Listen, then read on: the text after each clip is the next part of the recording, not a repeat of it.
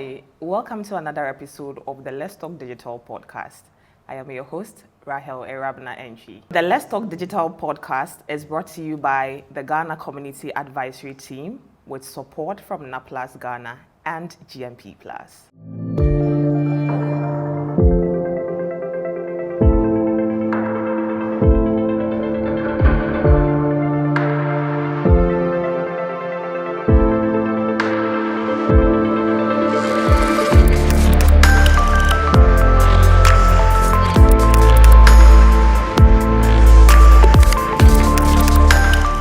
Today's conversation is centered on cyberbullying, stigma, and mental health. And I have been joined by my fellow CAT members, Isaac, Cyprian, and Fisher. Welcome, guys. Thank you very much. It's always a pleasure to have you. The pleasure is Same all here. mine. Okay, so today's conversation is a very serious one. But before we delve into all of that seriousness, I need us to do this very simple activity. So I'm going to ask a question. It might be awkward, it might be embarrassing to some of you, but please feel free to skip the ones that you do not want to answer and then give me the deets on the ones that you want to answer. So, have you ever done online stalking so bad that you liked a picture from 2018? No. You For have me, it. say no. Okay. Have you? Yeah, I have. No, I think when you want to find out if the person is online and you finally see the person online and you are going through all the pictures, for the person to know that you've come here, you need to leave a footprint. Oh, okay.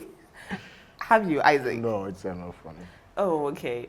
I don't think that I have done, online stalking. But I've seen a profile. I've ever seen a profile on Facebook that I was intrigued by how the person looked. Mm-hmm. So I clicked on their profile and I was trying to, go through and see what they have, and I mistakenly sent a friend request. Oh.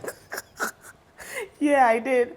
And let's just say the person is probably one of the best friends I have right now, but it was an accident. It was. Yes. Beautiful coincidence. Yeah, but it was an accident. Okay, so when you wake up in the morning, what is the first app you open? For me, it's Gmail. Okay. I tend to apply for a lot of programs, so usually I go through Gmail, then I check my spam before I take on Instagram and Twitter just to check out what's trending. Oh, yeah, I see. Vishari? I think it's WhatsApp because there are a lot of feedbacks that I need in every day. So the first thing I go to check is my WhatsApp to see if there are any pending issue that I need to resolve, and then I move on to my Gmail and stuff. Okay. Yeah, so coincidental. I share the same response with Fisher, yeah. So it's WhatsApp. Yeah, so like he said, in fact, is it really when I wake up? Even before I fully wake up, I check my... In the middle of the sleep. Exactly, so I check on my phone, check my WhatsApp messages. Of course, that is how I start my day. That is even how I get to know how I plan my day. So it's WhatsApp for me. All right. Have you ever posted a test trap? A test? Trap. No, not that I You haven't. You've never posted a test trap. No. So let's say you take a really good picture, right? Mm-hmm. And maybe you're probably doing talking stages with somebody. Mm-hmm. And then you post the picture on the medium that you think that the person really frequents. So let's say if the person watches your Instagram story or your Snap, you post that picture because you feel like you're looking so good, and then hoping that the person will see it. Have you ever posted anything like that? I think I have deliberately sent people pictures or somebody a picture like that, but it wasn't like I didn't want them to know about it for it to become a trap. I wanted them to see, and so Snapchat, you just send it into their DM, and Snapchat, it's called streak. Okay, So you you streak streak the the person. person. But if it is on other apps, because you can't streak, you would have to post it there hoping that the person will see. But on Snapchat, we put it in your face. Okay. Do you post test traps? No comment. Okay. Okay. No, but well, could it be your status too? Yeah, it can Yeah. be anywhere. So I mean, so then aside- yeah. So sometimes you just want people to see you in some state, Okay. and so there are some pictures that you post just for you to get that kind of attention from the people. Yeah. And I also realize there is a lot of ways that even people want to communicate indirectly, and they send the message through their status. They wake up, they have a beef with someone. The unsalted beef. So one time, a friend posted something, and then I resonated with the quote, so I wanted to screenshot it. Then I want to do something. I come back later, and then the quote is gone. I saw it, so I text the person. I'm like, oh, you posted this quote, and I wanted to take a screenshot, but it's no longer there. That Well, who did that? you know, the person that is meant for has seen it. So like They need a space for another. I saw one just yesterday, and I had to. This was my response. I'm just wondering how those who are supposed to see this message will feel about the message, because I felt it was kind of harsh. Okay. You understand? But I'm sure it was really meant for somebody to see it.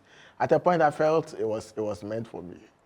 Yes, because but then in trying to clarify it, that was how I responded. But the feedback sounded really like it wasn't me. So then I felt safe. It wasn't you. No. Okay, but you are guilty. Like you've done something to the person. I thought because it could, because let me say how it sounded. Those who think we need their help before surviving, it was a harsh word that came. Yeah. You understand? So I was like, and this person had asked for some support from me recently. I can understand why. No. So you see, sometimes the message is not intended for one person. It's a cluster. Well, but at least I had some response from the person, and well, I was convinced that I wasn't the one. He wanted to sleep with a clean conscience. Exactly. Well, you know what you did. Well, but it wasn't me. Oh, okay, it wasn't you. Yeah. What about trends? Has any of you ever participated in a social media trend? Yes. Let's say Instagram Reels. Maybe there is a certain voiceovers that you want to be in that situation, and so you take some images or some story, and then you use the voiceover so that you can also send the same messages in the trend. Yeah, and so I have participated in that. Okay. What about you, Cyprin? Have you done any social media trend before? Okay, so yeah, I do take part in trends. Yeah, mostly it's on Twitter and then Instagram. Usually it's on UN recognized days. High level. I'm a volunteer, so when these things come up, I usually take part in them because that is a way of amplifying myself in that space, because I want to work in those spaces. So yeah, the last time I did was on Instagram on International Volunteers Day. I'm a Africa Ghana volunteer as well, so we were asked to participate. So I took pictures from the ground, and then I posted it on Instagram. Oh, okay. It's just a good trend, and Kwame. No one has actually joined a trend that you regretted. Like after you've done the trend, you're like, nah, I shouldn't have done this trend. Oh, we delete it all the time. If the thing is not there, if nobody sees it, then everyone is fine. Anyway, and then we remove it. But actually, I think I did one some time ago. It was I wasn't completely naked, but just shirtless halfway through, and that really got me into a lot of trouble. We literally had a family meeting as a result of that. So Wow. since then, I haven't actually posted a picture of me. I actually withdrew from the internet, especially Facebook. Because you posted a shirtless picture. Yes. Your Yes. your folks were like, oh, me feel Oh. me feel me I'm value telling around the whole internet. Oh. I had But calls from my but that's your aunties. People I wasn't in communication with. I don't even know how they got my number. They But they were called calling me, you. they texted. Oh, we had a family meeting. Over It a was shirtless serious issue. picture. Oh yeah. How long ago was this? Back then I was in university. I think third year. Yeah. So Wow. probably 2023, Okay. 22. Okay. So, have you ever responded LOL without actually laughing? Of course. I mean, sometimes we just, paint. It is well on the internet or on the digital space. Nobody sees you. So sometimes it is how you want the person to feel. Really? Yes. We use LOL for people's feelings. No, I mean it just that is how you want the person to feel at the end of the day. Yeah. So meanwhile, you could be crying. Is there anything like you laugh at heart? Yeah, you laugh inside and you just laugh say, inside, yeah. and So then you say maybe LOL. you wouldn't just express it, but Yeah. this is how Outwardly. you feel. Okay. I feel like I just laughed Really? inside. I'm like, I know people who send voice notes laughing, so that you know that So that you know whatever, that they are really whatever you laughing. said, They are really it's laughing. funny to them. Yeah, okay, but if you had to delete, all of your social media apps except for one, which one would you keep? social media. Yeah, if you had to delete like all of them except for one, which one would you keep? That's difficult. No, for me, I don't know, maybe Gmail. because that's what he wakes up to look at.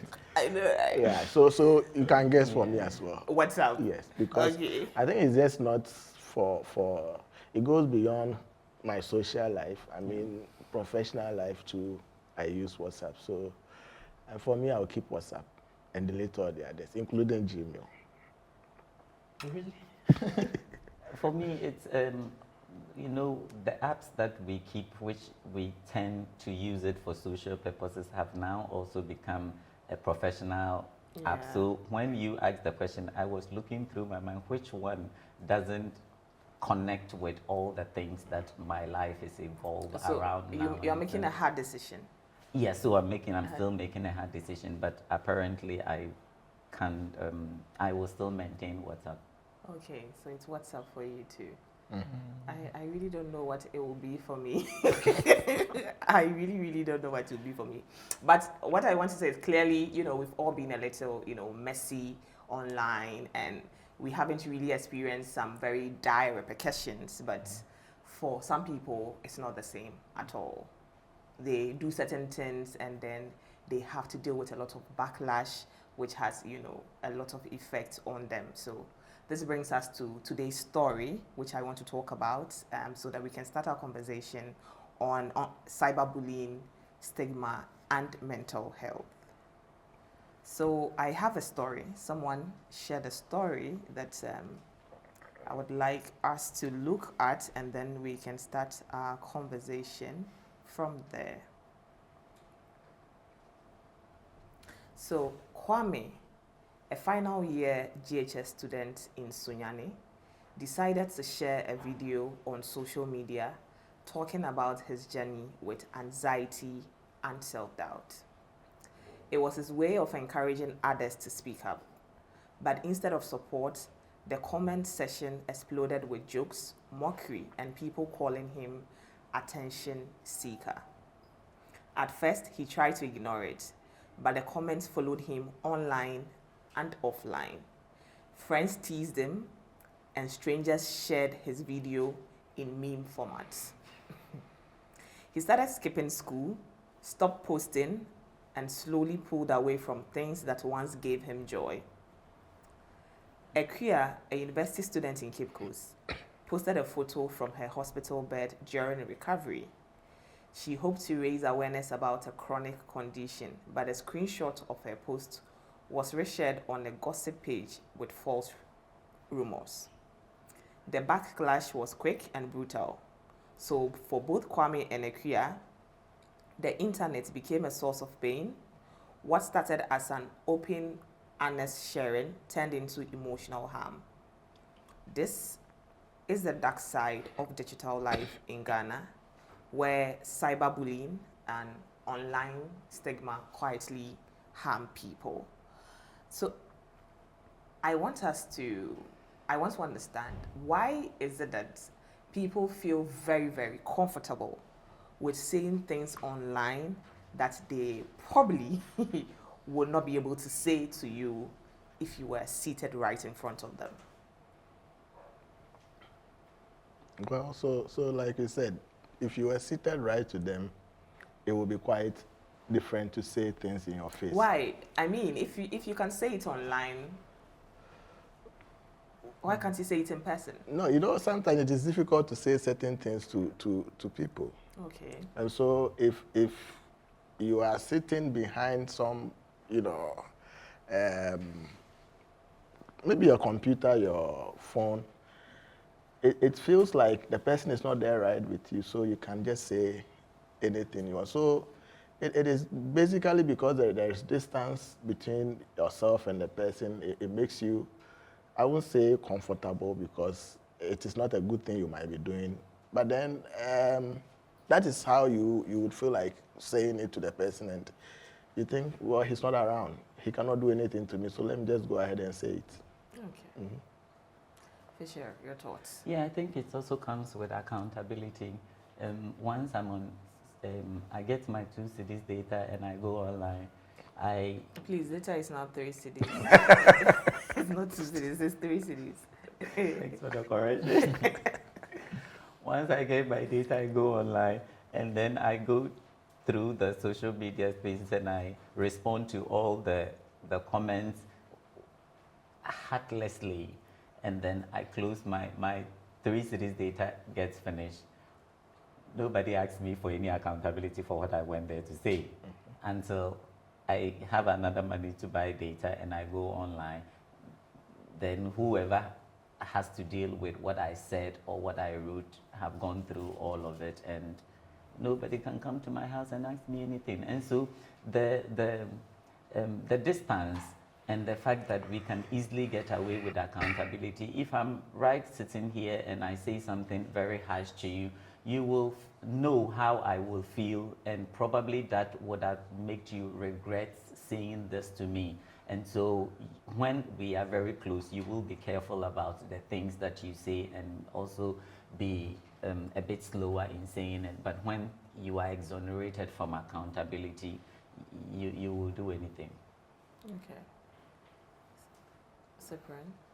Yeah, I think the internet provides this anonymity where people believe that I am untouchable behind my screen. Whatever I say, is gold. So I can say whatever I want and get away with it. And I like to agree with Fisher. People, you are not accounting to anybody. If you are sitting in front of me right now and then you provoke me, there are some actions that will be leveled against you. Okay. So with that, the distance, you would realize, oh, I mean, this person can probably do this, but because I'm behind the screen, I can say whatever, and then nothing would happen to me. So is it that people feel like social media is not real life? Because I beg to differ. I think that social media and, in person is practically the same. The same people you are meeting offline are the same people that you are meeting online. Yeah, and also, just because people are online does not mean that automatically their feelings become different. All right. Because if you insult me to my face right now, the hurt I'll feel is the same way I'll feel if you DM me that insult. It's going to be the same thing. So I don't know. I don't think that there's a difference between social media and real life. Like, the real life is happening on social media. I think that there is no difference, but there is a line that, like I said, we know that our actions trigger reactions, which we are aware of it. And so we know that even when we are going to speak, we are going to say something, it's either we are requiring a positive response or a negative response. And we put that into consideration before we say whatever we want to say or we react. But when the difference between real life or like in person and online is the accountability. Once the reaction is online, it exonerates the person, or the person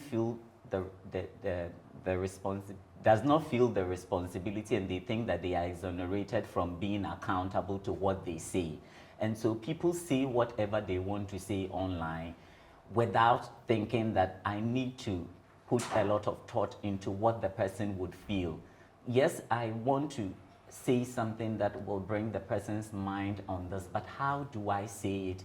Do I say it in a way that degrade them as a person? Do I say it in a way that makes them feel less of themselves? Or even in something simple like correcting someone, in person you would have find a nice way to say it, but if it's online, you are very brutal. And sometimes it's also about the fact that we don't know this person.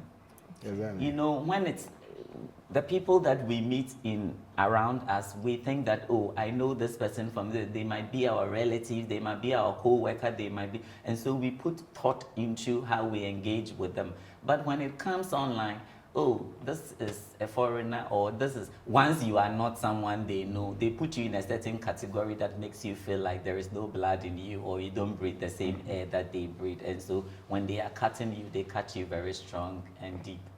Yeah, so I wanted to just touch on what, Fisher said partly. The difference will have to do with the identity, right? So, on the digital platforms, social media platforms, I use any name I want. So you may not identify me as who I may be, as who I am.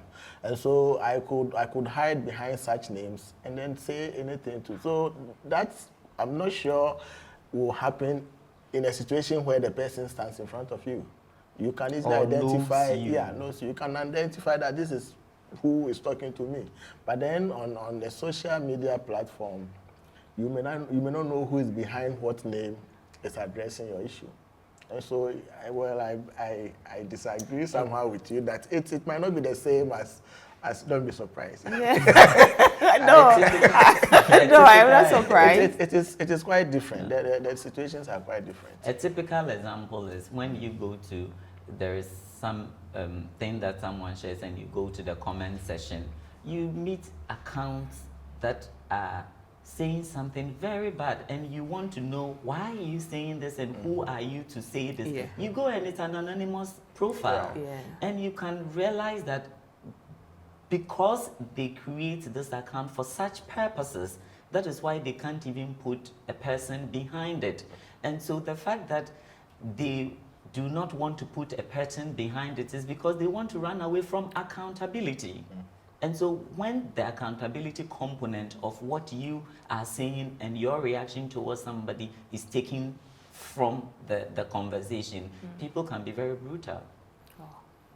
So what's your preferred method of engaging people? Do you prefer online or offline? We are currently in a fast-growing world where you don't really need to have that in person, because in-person meetings can be costly. You have to transport yourself from point A to point B, but with the internet, you just buy data and then you are, connected. And so I believe I prefer online to offline. Okay. Because even with the online, you are more comfortable to express yourself, because sometimes you meet some people and then automatically you feel intimidated. You don't really know how to fit in your ways or how to go about some of the things you really want to say. But when it's online, you sit behind, you are free to actually express yourself. Yeah, so I prefer online. So, Fisher, if you had something to say to someone, would you say it to their face or you would send them a text? It will depend. Okay. It will depend on what is it that I want to say. And all of these things is communication.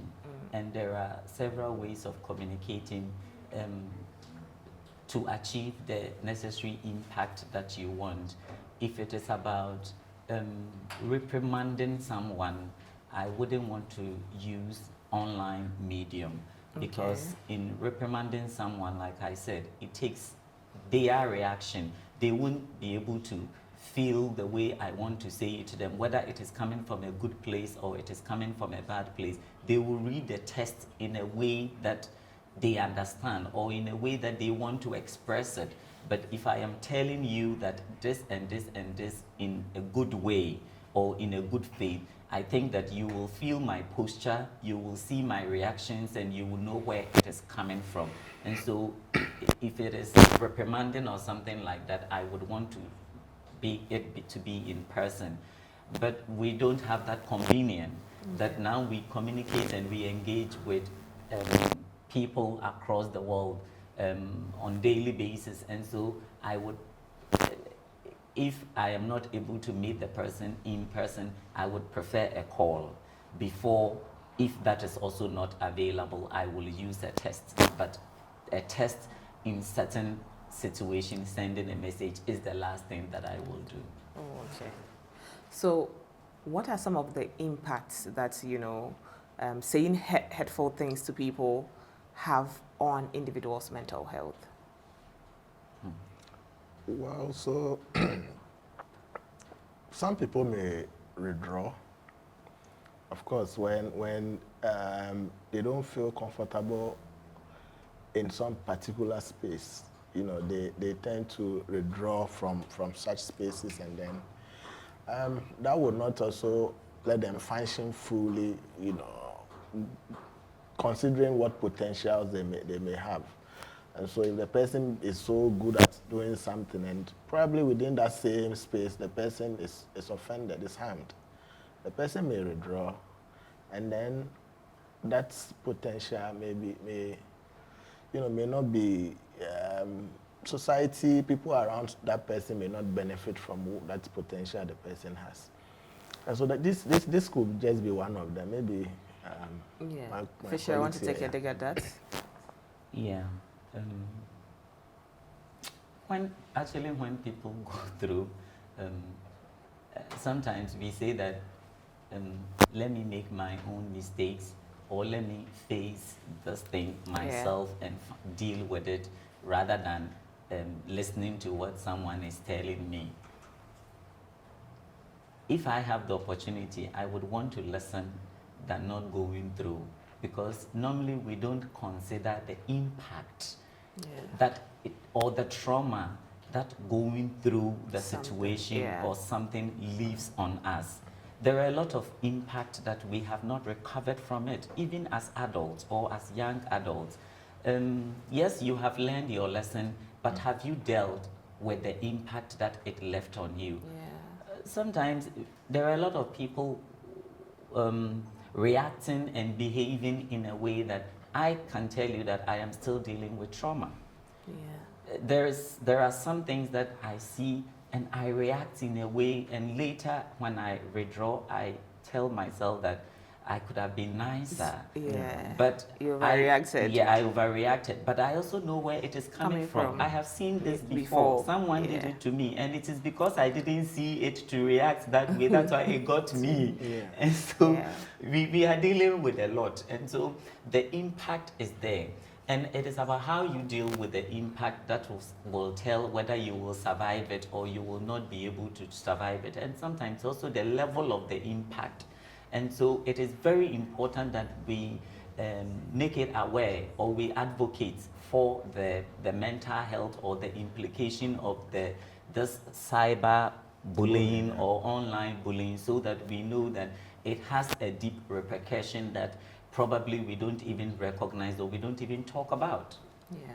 So, Cyprian, what signs should young people look out for when cyberbullying or online pressure is starting to affect their mental health?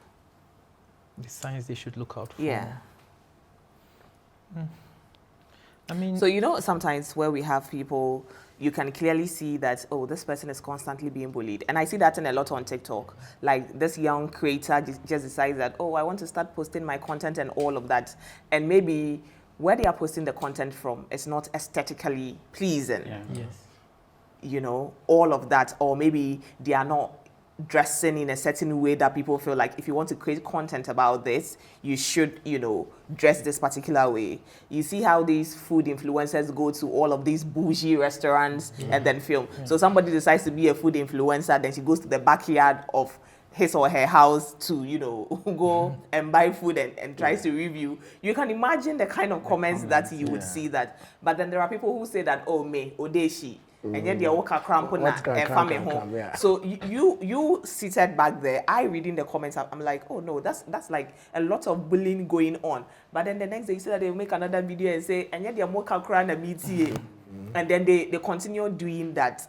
So I think that for some people they don't even realize that it's actually affecting their mental health. So like I'm asking within that regard. So yeah. It depends on, like you mentioned, some people do content creation in food and, you know, whatever. So sometimes the comments may come in a sort of sarcastic manner, like, oh, for me, when I say LOL, usually I'm using it sarcastically. I'm not really laughing out loud to what you said. I'm just, you know, pointing out that what you said doesn't, you know, demand. You are wondering, what is this ridiculousness? Exactly. And so with, if you want to look out for these signs, you have to check the pattern.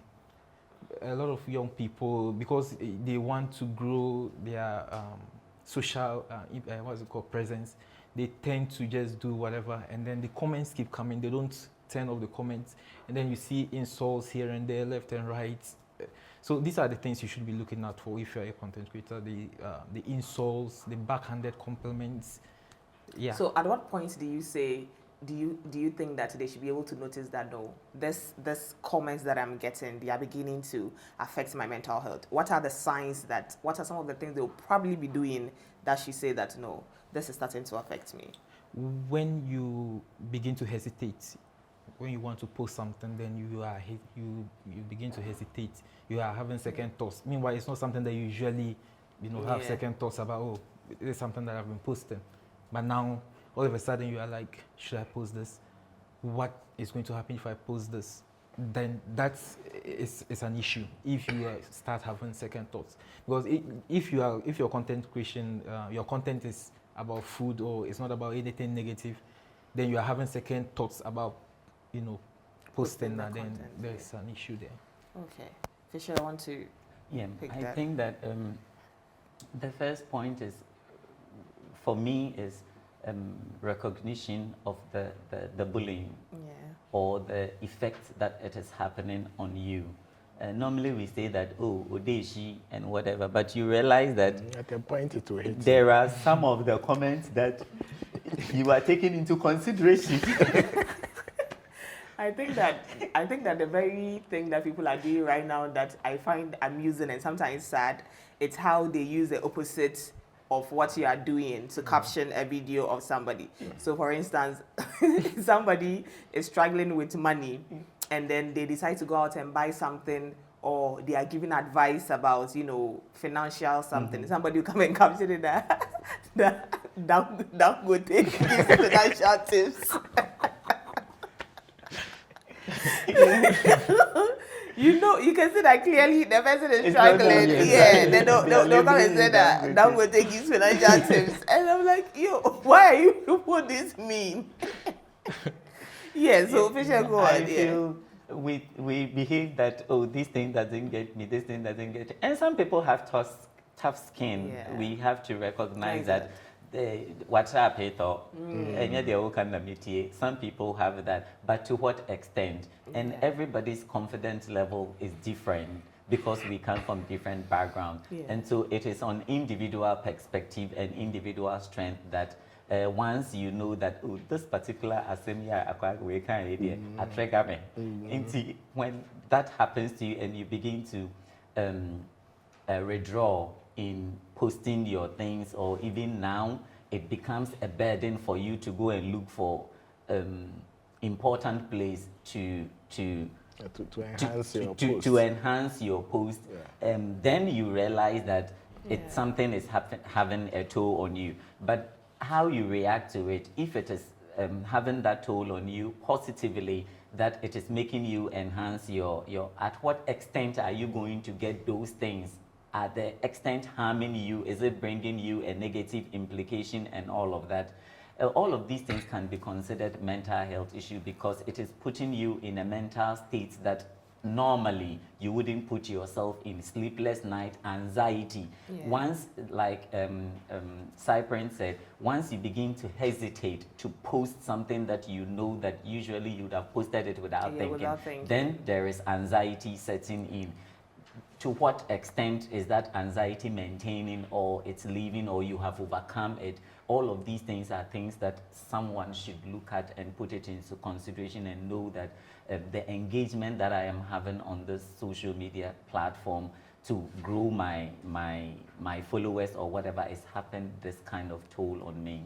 Okay. Isaac, so my question is, there are a lot of youth groups in Ghana. There are a lot of advocates. We have a lot of organizations and all of that. But my focus is on young people.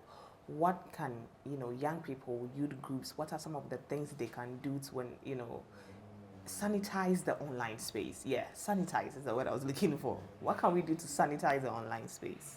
Yeah, so I mean, being youthful is fun.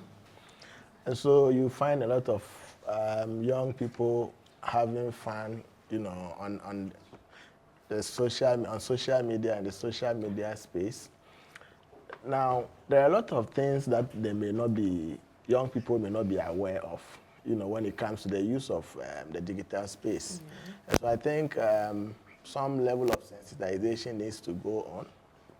And so what you do not need to do to attract, online harm or bullying, if you are given that opportunity to understand some of these things, you might not probably even venture into those things. So a lot of young people may be ignorant about some of the things they do that may attract the bullying online. So I think if we should have platforms right there in the same space, sensitizing young people on how to even use some social media apps, it is a way of getting some of these issues reduced.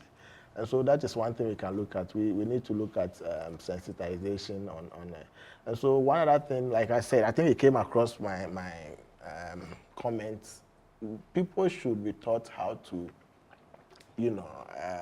surf the space, the digital space. There are a lot of platforms that we go in there. We might not even understand the rules that govern those platforms. It is spacious, it is the digital space, so you can go in there without knocking. And so people may just enter places they may not have to enter. And so we need to also understand, how some platforms are regulated and then how to use those platforms. So two things here, so. Okay. Yeah. So still on the back of that, if you could design a campaign to fight cyberbullying and support youth mental health, what would it look like and who would it target? So I think we are looking at young people, but then we should also consider the fact that even within the young people, there are different categories, and the messages or our campaigns should be designed to target the different groups within what we call young people. And so what is attractive to these groups are what we need to look at. For instance, if I want to look at such a campaign, I will look at influencers who attracts attention, that category of young people who attracts their attention. So we'll look at some celebrities that will get their attention even if they have to cough. Okay. Understand? So I think we should first of all, look at the different categories, and then as well look at who is able to take their attention, so that when a message is said through such people, they can really listen. Okay. For sure. How does an inclusive campaign look like for you? I think the target has already been set for young people and young adults. And like Isaac said, there are even categories of even understanding of these issues among the general youth population. But my advocacy campaign message will target two areas. First of all, the tools, the digital tools themselves that we use. It should be able to regulators or manufacturers, and this comes in two forms. We know that in Ghana we are using apps like Facebook that comes all the way from US, from let me say different countries, a lot of app, TikTok that comes all the way from. It could sometimes be that the regulations are just tailored to suit the society that it was manufactured from. Yeah. We are end users here. How are these tools that exist in there also will be regulated to suit our environment? And so there should be some tools in there that, like reporting mechanisms or logarithm, that you cannot use certain words.